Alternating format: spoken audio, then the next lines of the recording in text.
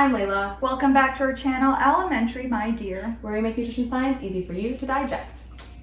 Today we're talking about if dark chocolate is really healthier for you. This totally may have been an excuse to just eat chocolate. Tis the season though. Tis the the holiday season. times, I think everyone's chocolate consumption goes up 300%. But are you a dark chocolate fan? I feel like you're probably not. I prefer milk chocolate. I do enjoy dark chocolate from time to time. What percentage do you go for? 70%? Today, We brought out the big guns. we pulled out the 90, but Wow. also The 70. the 70. And let's not forget the extra creamy milk chocolate. We're gonna save that for the end because I don't know how I'm gonna do after I eat these. I don't know. I feel like it's gonna be really bitter, but I'm very curious. If you're gonna go for dark chocolate, I think Lindt is Like one of the better options. Should we talk about what chocolate even is? It's made from cacao beans. You press it, you separate the cocoa butter from the cocoa solids, and then to make the chocolate, you can go in and like add things like milk and sugar and flavorings. And depending on how much of that chocolate is actually the cocoa solids, that'll tell you whether it's milk chocolate or dark chocolate and the percentage of the dark chocolate. So you look at these types of products and it looks like it must be a relatively new thing in our history, but chocolate actually goes way back. Way back. They are a fruit. Yeah, Like they have like a fleshy like the white bit. thing, and people eat People it. eat it. And they're big. They're right? very big. They're like this. I Yeah, remember it's big. seeing footage of people eating the white part of it, Yeah. and I was surprised by how big they Yeah. are. The consumption of fermented roasted cacao goes back to the 19th and 11th century BCE. It was primarily consumed by the people of Mesoamerica as well as those in the Olmec civilization. It was seen as a very valuable fruit and oftentimes was used as a form of currency. And then Europeans came in and basically like when they first got there, were absolutely disgusted by it. And then now in like 2021, when you think of like high quality chocolate, you think of Europe. It was like around 16th, 17th century AD where it started being consumed in the higher upper echelons of European societies. The rest is history. Now we're here with our Lindt is Swiss, is it? I think so. Our 3 Swiss chocolate bars. That's definitely what they say in their commercials. Yeah. I remember like the little man with his little hat. He's like, "Listen." Yeah. Oh, and he puts it in the The mold, molds, and yeah. then he like does this. Oh. Honestly, I think egg yolks get a lot of like food porn, like Oh yeah. But like watching like tempered chocolate, that's beautiful. That's a commercial I will sit through transfixed. And he just seems so passionate. Yeah.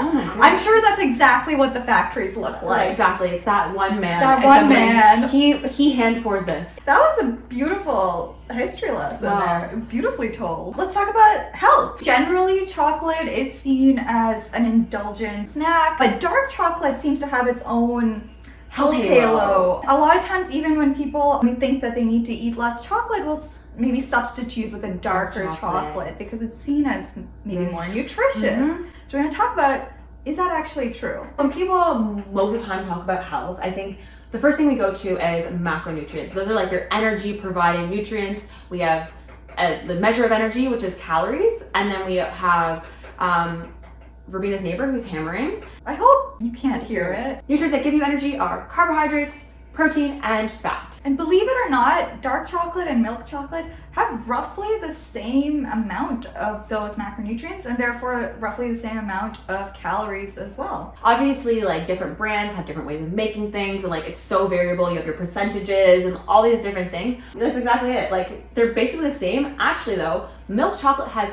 slightly more protein because of the milk in it. Next, let's talk about some micronutrients. This is where dark chocolate might actually win out a little bit over milk chocolate. So dark chocolate tends to have more minerals like iron, copper, zinc, phosphorus, magnesium. But at the same time, I think like when you think about, a typical portion size and like how it's been processed and all of those things, perhaps chocolate shouldn't be the go-to food to get in those nutrients because there's a lot of other foods that have those nutrients in much higher quantities. Dark chocolate, their marketing teams have really, I feel like people are like, I'm doing a health service to myself. And the dark chocolate is like right up there with like spinach. It might be, those clickbait headlines Yes, that definitely. somehow They studied one nutrient that's like in chocolate, and they're like, this one nutrient that's in chocolate that we studied in rats and we gave them like so much of it, caused the rats to live one day longer than their other rats, and therefore chocolate makes you live longer. I think that happened with wine as well. Yes. Red wine also has a bit of a health halo to it. Yeah. Maybe we'll do a video on red wine. Ooh, hey, Bert wants a video on beer. So, Okay. Well, okay. Anyway, we'll consume a lot of things. Not beer. Not on this Beer channel. is where we draw the line. Not on this channel. The next thing about dark chocolate that people will get excited about is antioxidants. Chocolate does have polyphenols that act as antioxidants, and we have an entire video on antioxidants, so check that out. But the quick and dirty definition of antioxidants is they're compounds that either prevent or reduce oxidative stress and damage from free radicals. To understand what that is, it's very, very biochemical, whatever. Chemistry, reactions, But stuff. we do know that having a high level of oxidative stress and these free radicals is in your body can lead to certain disease states involving things like inflammation. We also have like diabetes, cancer, etc., etc., etc. Chocolate does have a decent amount of these compounds, but we do have to keep in mind that with the way that the final chocolate product is processed, we don't know how much of it actually ends up in the final product. And specifically with something like milk chocolate, milk might actually reduce the bioavailability of the antioxidant, meaning that it might compromise how your body's able to absorb and use the antioxidants anyway. You can get antioxidants from a lot of different things, and I think like a lot of research has been like targeted towards like wine and chocolate and things that we like think of as like unhealthy foods to try and like make people like get a good headline, make people feel better about eating them.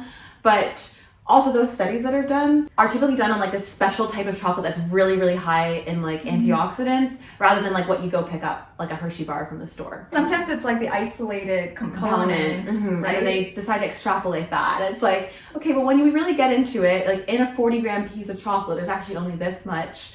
And then only this much gets absorbed. And because it had milk in it, it's actually only this much. So what does that really do? And things we don't actually have the answer to that. Some other good sources of antioxidants, if that's the reason you're eating chocolate, not for flavor, for antioxidants, is fruits and vegetables. Like honestly, they're good. People are sleeping on the fruits and vegetables. Next thing that's kind of interesting and surprising, and maybe it hasn't permeated the masses, is the link between chocolate consumption and heart health.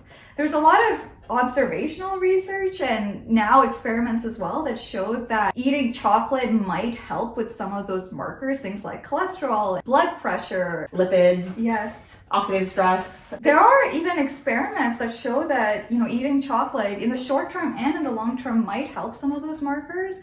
But at the same time, like we talked about with the antioxidants, what you buy at the store might not be what was actually used in those experiments. And, you have to take the whole food in its context. And when you look at something like milk chocolate that has fat and sugar and relatively high calorie density, you have to look at the kind of the cost benefit of the entire food. Dark chocolate has a lot of sugar that's added to it. So we know, okay, there's antioxidants, questionable amount of bioavailability from the one you buy from the store, but we know there's a lot of sugar, and we know sugar has a detrimental effect for things. Chocolate's really, really high energy density. Having over your energy, the amount of energy you need, can be harmful for heart health. So looking at a whole, we don't really have any data to show, okay, the pros outweigh the cons, or the cons outweigh the pros for chocolate as a whole, especially because like all those studies that are done are like, here's literally a cocoa nib. Here is actually a piece of cocoa kind of blended together. Like they're like barely chocolate as we would recognize it. Like the people who are making Lindt, their motive is taste good, not heart health. So all I have to say, we're not out here trying to vilify chocolate. All we're saying is that if you want to eat chocolate, I think the motivation should be more like taste and texture and just the wonderful quality of chocolate being what it is, more so than the purported nutritional or health benefits. The question was, is dark chocolate better than milk chocolate? Based on that takeaway message, we should really taste it to be able to determine which one really is better. This is why she's here. This is why I'm here today. We're starting with the 90. Very nice. Ooh. That is the darkest chocolate I've ever seen in my entire life. Ooh, it's like almost the same color as your pants that are literally black. This is what the guy was molding in the commercial. Oh. This is definitely the darkest chocolate I've ever seen in my entire life. Should we smell it? It smells very cocoa-y. Muchas gracias. Oh, is that all? Here. Sorry. My green No, take it. I literally might not even like this. Okay. Are you ready? This is the me-size one. This This is represents us standing us. beside each other. I'm nervous. I'm nervous. Cheers. It smells good. It smells though. delicious. It's very bitter. It's not bad. It's not as bad as I thought it was going to be. It's very smooth. Reading a lot about it. Just think of those polyphenols. Wow, people are just eating this, eh? I can't. Well, okay. Oh, you know what what? a shame. She dropped it on the floor. So 70%. I'm actually hopeful. You're right. You know what? I know this is a weird thing to say. That has a like nice aftertaste, actually. This also looks really dark, so. I feel like that would prevent me from over-consuming. You know what? I think that's actually my thought on dark chocolate. I think if you're craving like the chocolate taste, I think dark chocolate can satisfy that specific craving. And like the mouth like feel. The mouth feel and like the psychology of like eating chocolate. But I don't think you could just sit there and eat this entire thing. No, it's too rich. It's way too rich. Whereas like, with milk chocolate, that you could eat that without even thinking twice. Yeah, we had our video about like the psychological components of like appetite. I feel like milk chocolate has more of those components that give you like that reward, and it's like a continuous reward as you keep eating. Whereas like dark chocolate, you get the reward and then your body's like, all right, that was good, thank you so much. Good. Okay, I already like it. Okay, so it smells the same. It does smell the same. This is nice. It seems like really sweet actually though. It tastes milkier than I was expecting. It's very nice. smooth. Should we have the milk chocolate? Let's have milk I'm chocolate. excited. So, quick camera change because my camera failed us. Yes. Yet again. Yet again. Milk chocolate time. All right, Which cheers. is what I'm looking forward to the most. Honestly, nothing hits like milk chocolate. Honestly, wow. Why would you ever choose that over this? some different strokes for Sorry. different folks. You know, good thing to know, like people who are allergic to milk, people who are vegan, they can't have milk. Of course, if it is an allergy, do check the label to make sure because there could be cross-contamination. Moral of the story, is dark chocolate better than milk chocolate? In any way, no. No. That's not the takeaway. But the takeaway is eat chocolate because it's delicious. Like, don't eat chocolate to like save you from heart disease. Probably not a good long-term plan. Yeah. But if you genuinely prefer the taste and texture and whatever of dark chocolate, then that's awesome. Thank you so much for watching. Be sure to like, comment, and subscribe. Hit the notification bell so you never miss one of our videos, and follow us on our Instagram and our TikTok. Thank you for watching. Bye. Bye.